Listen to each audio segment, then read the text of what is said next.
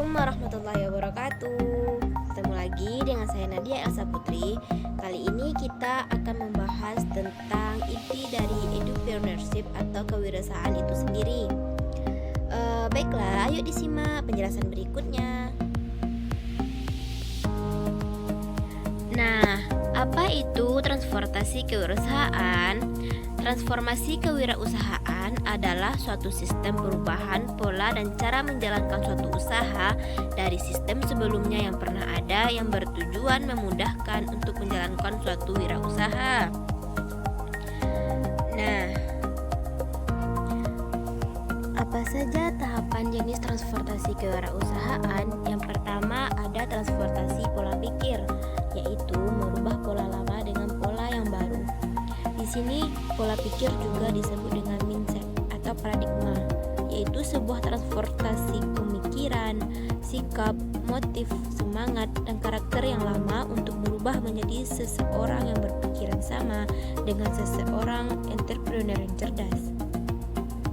Yang kedua, adanya transportasi cara berpikir, yaitu merubah suatu logika berpikir ke kreativitas. Cara berpikir yang lama untuk berubah dari kebiasaan yang selalu menggunakan logika ke pola pikir kreatif dalam menemukan inspirasi, ide, dan peluang bisnis. Yang ketiga, transportasi entrepreneurial atau yaitu menjadi lebih profesional. Transportasi entrepreneurial dari bersikap sebagai entrepreneur atau owner menjadi manajer pengelola bisnis yang profesional. Yang keempat, adanya transportasi internasional, yaitu menjadi investor. Setelah seorang pembisnis itu sukses, pola pikirnya berkembang ingin menjadi seorang investor untuk mengembangkan bisnisnya melalui ekspansi bisnis, membeli bisnis, menginvestasikan bisnis. Faktor apa saja sih yang mendukung seseorang menjadi wirausahawan? Yang pertama itu ada faktor individu atau personal. Faktor individu atau personal ini merupakan pengaruh pengalaman hidup dari kecil hingga dewasa, baik oleh lingkungan ataupun keluarga. Contohnya, pengaruh masa kanak-kanaknya. Saat masih anak-anak, seseorang sering diajak oleh orang tua, paman, saudara, atau tetangga pun ke tempat berhubungan dengan bisnis. Jadi pengalaman ini akan terus melekat dalam benaknya sehingga ia ingin bercita-cita untuk menjadi pengusaha. Yang kedua ada perkembangan saat dewasa, pergaulan, adanya suasana kampus dan teman-temannya yang sering berkecimpung dalam bisnis akan memicu dirinya untuk mengambil jalan hidup menjadi seorang entrepreneur. Dan yang ketiga adanya perspektif atau cita-citanya, yaitu keinginannya untuk menjadi pengusaha bisa muncul saat melihat saudara, teman, atau tetangga yang sukses menjadi entrepreneur. Faktor yang keduanya yaitu suasana kerja. Suasana kerja ini berkaitan dengan lingkungan pekerjaan yang nyaman tidak akan menstimulus orang atau pikirannya untuk berkeinginan menjadi pengusaha. Namun, bila lingkungan kerja tidak nyaman, maka akan mempercepat seseorang memilih jalan karirnya untuk menjadi seorang pengusaha. Nah, yang ketiga ada tingkat pendidikan nih. Semakin tinggi tingkat pendidikan seseorang, maka hal itu juga semakin tidak begitu berpengaruh terhadap keinginan dirinya untuk memilih jalan hidup sebagai wirausahawan. Rata-rata, justru tingkat pendidikan yang tidak terlalu tinggi yang menstimulus seseorang untuk memilih karirnya menjadi seorang pengusaha. Yang keempat, adanya personality atau kepribadian. Ada banyak tipe kepribadian seperti controller, advocator, analytic, and facilitator. Dari tipe-tipe itu yang cenderung mempunyai hasrat yang tinggi untuk memilih karir menjadi seorang pengusaha adalah controller atau advocator. Tetapi itu bukan sesuatu yang mutlak karena semua bisa asalkan ada kemauan. Yang kelima, prestasi pendidikan. Rata-rata orang mempunyai prestasi yang tinggi mempunyai prestasi yang tidak tinggi justru punya keinginan yang lebih kuat untuk menjadi seorang pengusaha. Hal itu didorong oleh suatu keadaan yang memaksa ia berpikir bahwa menjadi pengusaha adalah salah satu pilihan terakhir untuk sukses, sedangkan untuk berkarir di dunia pekerja dirasakan sangat berat. mengingat persaingan yang sangat ketat dan masih banyak para lulusan yang berpotensi yang belum mendapatkan pekerjaan. Yang keenam, adanya dorongan keluarga. Keluarga sangat berperan penting dalam menumbuhkan serta mempercepat seseorang untuk mengambil keputusan berkarir sebagai entrepreneur. Karena orang tua berfungsi sebagai konsultan pribadi, coach dan mentornya. Yang ketujuh, adanya lingkungan dan pergaulan. Jika ingin sukses, seseorang harus bergaul dengan orang yang sukses agar tertular. Gitu dong. Yang kedelapan, adanya ingin lebih dihargai atau self-esteem. Posisi tertentu yang dicapai seseorang akan mempengaruhi arah karirnya. Sesuai dengan teori Maslow, setelah orang terpenuhi kebutuhan sandang, pangan, dan papannya, maka kebutuhan yang ingin ia raih berikutnya adalah self-esteem, yaitu ingin lebih dihargai lagi. Dan itu terkadang didapatkan di dunia pekerjaan atau lingkungan, baik keluarga, teman, atau yang lain. Self-esteem akan memacu orang untuk mengambil karir menjadi pengusaha atau entrepreneur. Dan yang kesembilan, ini adalah pilihan terakhir, mungkin faktor yang mendukung seseorang menjadi entrepreneur, yaitu keterpaksaan dan keadaan, di mana kondisi yang diciptakan atau yang terjadi, misalnya PHK, pensiun, dan menganggur atau belum bekerja, akan dapat membuat seseorang memilih jalan hidupnya menjadi entrepreneur, karena memang sudah tidak ada lagi pilihan untuknya. Nah, dari ke-9 faktor pendorong menjadi wirausahaan di atas, tentu akan berbeda-beda porsinya bagi setiap individu.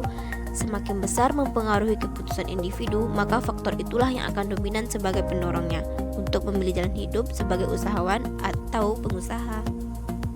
Nah, selanjutnya mitos yang salah tentang kewirausahaan.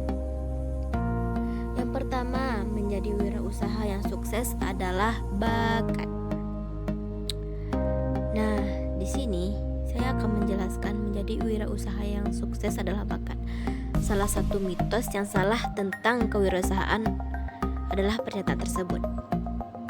Pendapat ini ada karena pada zaman dahulu hanya orang yang berani dan tidak takut saja yang mau menjadi wirausaha.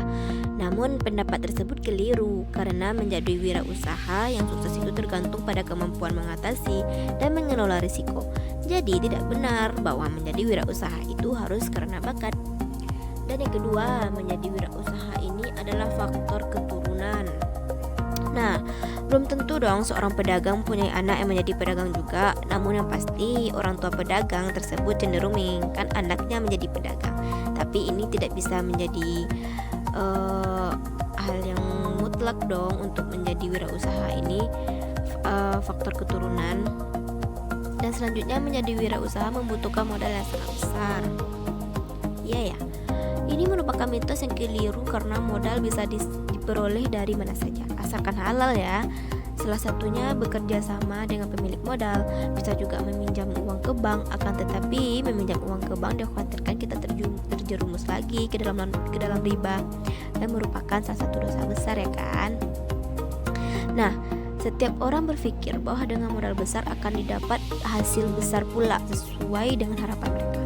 Hal inilah sering menghambat kemajuan seseorang calon wirausahawan dalam memulai bisnis.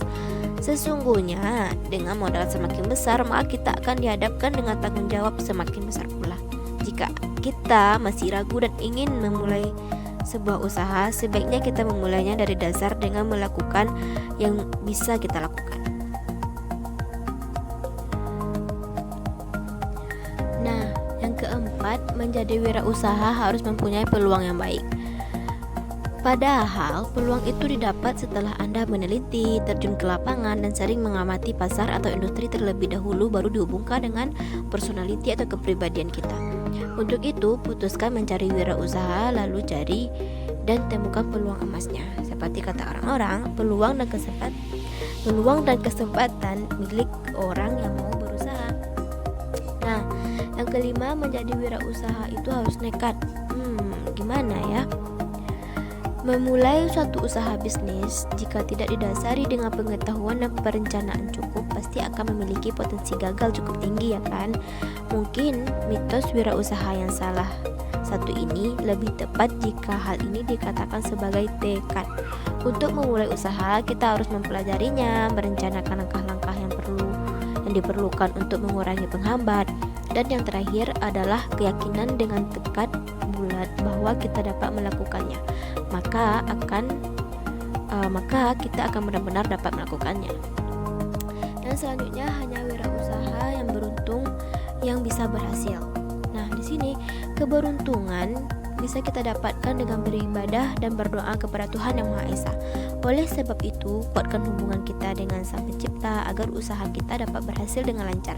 Namun, jika kita hanya mengandalkan keberuntungan saja, niscaya kita akan mengalami banyak kekecewaan dalam berbisnis.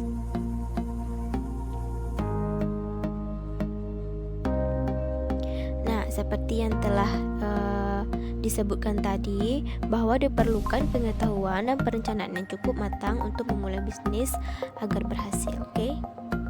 Nah, selanjutnya, ketakutan adalah penghalang utama seseorang entrepreneur. Ketakutan entrepreneur, jadikanlah ketakutan menjadi kekuatan. Apa saja yang menjadi ketakutan entrepreneur dan para pengusaha dalam menjalankan bisnis mereka ya? Temukan berbagai ketakutan itu sebagai salah satu pelajaran dan gunakan setiap ketakutan serta kelemahan menjadi sebuah pendorong dan motivasi serta kekuatan dalam meraih keberhasilan. Nah, dunia entrepreneur dalam menjalankan sebuah usaha pasti akan mengalami berbagai tantangan dan risiko yang harus diambil. Tak jarang, setiap pengalaman dari para pengusaha terdahulu yang gulung tikar dan kurang beruntung dalam menjalankan usahanya tetap eksis, malahan membuat suatu awan ketakutan dalam pikiran kita sehingga dapat membentuk rasa pesimis dalam melanjutkan usaha. Apa saja sih yang menjadi ketakutan para pengusaha dalam menjalankan usaha mereka? Mari simak dan pelajari melalui video kali ini. Nah, yang pertama, ketakutan entrepreneur itu apa saja? Yang pertama, adanya kurangnya percaya diri. Bagi para pengusaha awal atau startup yang sedang merencanakan usaha, ketakutan yang satu ini seringkali menghantui. Terlalu banyak input yang harus disaring dari setiap kenalan dan orang-orang di sekitar yang memberikan berbagai arahan dan pengalaman usaha mereka. Namun terkadang setiap orang mengalami pengalaman dan kesulitan masing-masing. Mulai usaha Anda dengan setiap pencapaian dan target kecil yang akan kita raih. Setiap kemenangan kecil akan menambah rasa kepercayaan diri dalam menghadapi tantangan-tantangan besar di kemudian hari. Jadikan sebuah kegagalan menjadi satu cambukan agar kita mempersiapkan setiap solusi dari segala kemungkinan yang terjadi. Yang kedua, segala sesuatu harus sempurna. Berusaha mencapai kesempurnaan itu ada baiknya. Artinya, kita akan mempersiapkan sebaik mungkin dan meminimalkan setiap kegagalan. Namun, ketika kita menjadi pribadi yang perfeksionis, sebetulnya hal itu akan mempersulit kita sendiri dan juga orang lain yang bekerja sama dengan kita. Nah, selanjutnya, takut dengan risiko. Tidak ada suatu usaha pun yang tidak memiliki risiko. Setiap tantangan dalam berbisnis pasti memiliki risiko masing-masing. Ketika kita tidak mengambil keputusan, sebetulnya kita akan menuai risiko dari apa yang kita putuskan sebelumnya. Tidak ada orang sukses yang tidak mengambil risiko. Tidak ada bisnis yang berjalan tanpa adanya risiko. Atur setiap risiko dengan bijak dan tentu saja membutuhkan pengaturan yang baik. Minimalkan risiko dengan perencanaan yang lebih matang. Nah, selanjutnya takut mengambil keputusan yang salah. Salah satu ketakutan terbesar yang menghalangi potensi dari banyak pengusaha adalah takut untuk membuat keputusan yang salah. Jika Anda merasa kesulitan dalam mengatasi rasa takut untuk mengambil keputusan, kita harus merasa lebih percaya diri. Nah, atasi rasa takut. Bagaimana cara kita mengatasi rasa takut? Bukan rahasia lagi ketika menjalankan bisnis memiliki risiko dan tantangan yang besar. Di sisi lain, tidak ada usaha yang benar-benar tanpa risiko.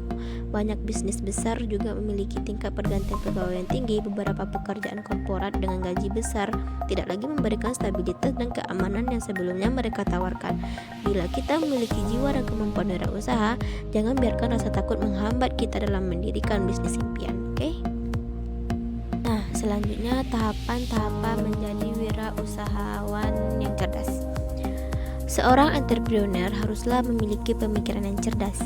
Seorang smart entrepreneur tidak hanya berarti berusaha cerdas, namun juga bisa memaknai strategic thinker, motivator, ambitious, risk manager, dan totalitas. Oke, berikut adalah uraiannya. Yang pertama, kita akan membahas strategi thinker, yaitu seorang wirausaha merupakan pembuat rencana strategis yang handal. Mereka tidak bekerja dengan otak saja, tetapi juga menggunakan otak. Jadi, seorang entrepreneur tidak hanya bermodal nekat, tapi juga bermodal strategi. Nah, yang kedua adanya motivator. Motivator di sini berarti seorang entrepreneur adalah motivator bagi dirinya sendiri, karena saat mengalami kegagalan, dia akan selalu bangkit dari kegagalan itu, dan juga motivator yang handal bagi karyawan dan timnya. Nah, selanjutnya ada ambisius. Ya, di sini artinya seorang wirausaha harus mempunyai ambisi yang baik, sedangkan ambisi yang buruk adalah target yang ingin dicapai dengan instan. Dengan ambisi yang tepat, maka kita mempunyai semangat dan keinginan yang kuat untuk mewujudkannya. Yang keempat adanya risk manager, yaitu di mana wirausaha bukan hanya mengambil risiko, tapi juga seorang manajer risiko bagi dirinya dan usahanya. Seorang manajer risiko harus cermat, cerdas, taktis, dan jeli membaca risiko dan peluang, sehingga dia bisa memilih risiko yang menguntungkan untuk usahanya. Dan yang terakhir adanya totalitas. Totalitas ini entrepreneur haruslah total dalam mengerjakan sesuatu dan total membangun usahanya, bekerja secara total dengan komitmen tinggi, mencintai usahanya. Untuk itu ia berusaha agar usahanya tidak jatuh dan gagal. Nah, untuk kali ini sekian perjumpaan